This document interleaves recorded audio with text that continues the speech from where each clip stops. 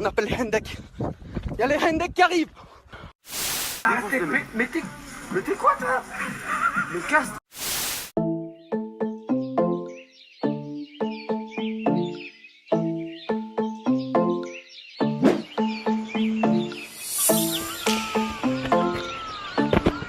MDR tout le monde, aujourd'hui on se retrouve pour une vidéo un peu plus particulière que d'habitude. Vous m'avez envoyé passer 4 jours en plein milieu de la jungle. Mais avant de commencer la vidéo, apprenons-en un peu plus sur le parc national Manu. C'est parti. Le parc national Manu, situé dans le sud du Pérou, est en grand danger. Et oui, cette zone de près de 2 millions d'hectares est l'une des biosphères les plus riches de la planète.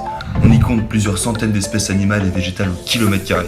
C'est une région sanctuarisée dans laquelle vivent encore de nombreuses tribus indigènes. Pourtant, la présence de tours touristiques dans la zone réservée du parc national Manu met en danger tout cet écosystème et son équilibre si fragile. Maintenant il est temps d'aller acheter le matériel avant de partir dans la jungle pendant 3 jours et tenter de survivre. Je m'appelle Nel Labussière et je pars à l'assaut des défis vite fait extrêmes dans les sites un peu dangereux de la planète. Où avoir les bons gestes de survie est une question de vie ou de mort.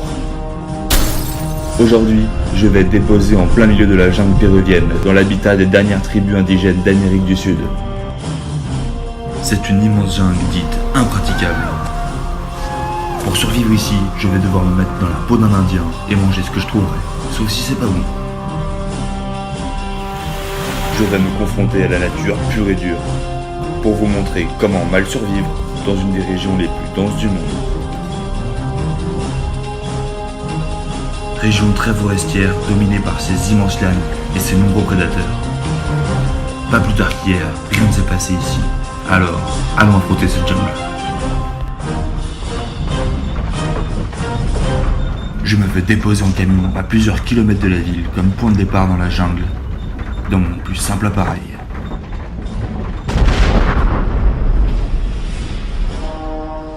Ça y est, je viens de pénétrer le cœur de la jungle. Il est plus possible de faire demi-tour, on est parti pour plusieurs jours à essayer de survivre. Il est très facile de se perdre dans la jungle quand on n'a pas les bons repères, exactement comme un vrai citadin. J'en profite pour marquer chaque arbre d'un coup de machette. Ça me permettra, si jamais je me perds, d'avoir un repère. Regardez la taille de cette fourmilière, c'est impressionnant. Elles viennent de sentir le danger, du coup elles sont tous en train de s'activer à fond. Elles courent dans tous les sens maintenant. Faut pas rester là. Grâce au soleil, j'arrive à me repérer dans le temps. Actuellement, je sais qu'il fait jour. Le problème avec cette jungle, c'est qu'on rencontre des lianes.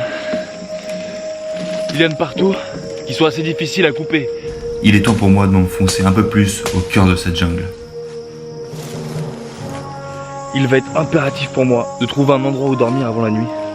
Dans un milieu hostile comme celui-ci, c'est très dur. Ici, la forêt a l'air d'être moins dense qu'ailleurs. Ça pourrait être un bon endroit pour se poser pour la nuit. Et demain, un objectif, ce serait d'aller trouver de l'eau. Venez voir. Cet arbre-là est super dangereux.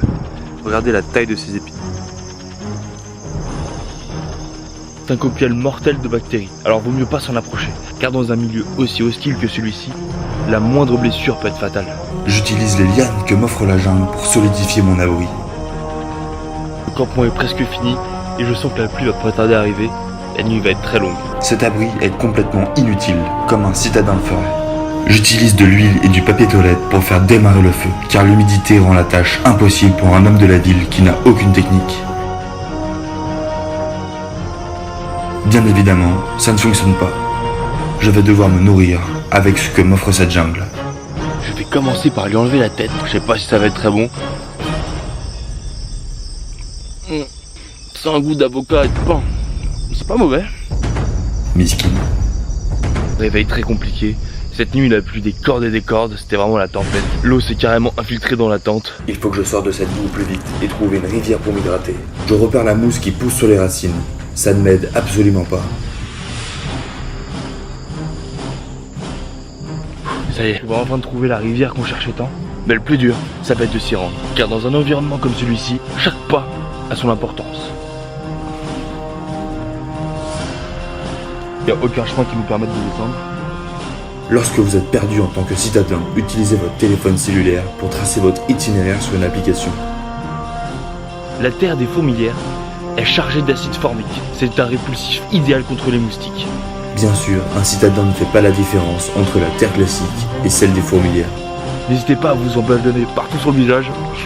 Cela évitera de vous faire piquer par les moustiques dans un climat comme celui-ci. Car si le climat n'a pas raison de vous, les insectes porteurs de microbes auront votre peau très rapidement.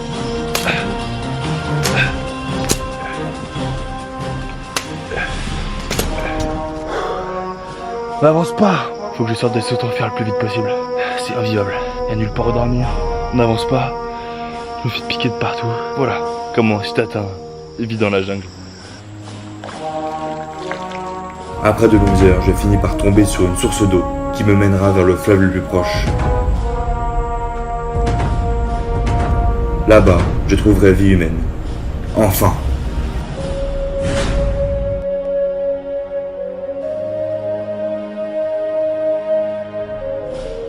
Bon, en tout cas, pour venir sur cette vidéo, sachez que ça a été une des plus difficiles à tourner et qu'on va pas dans la jungle sans un but précis, parce que s'il n'y a pas de chemin déjà tracé, c'est quasiment impossible d'avancer. En attendant, moi je vais aller méditer sur ces belles paroles. À la prochaine!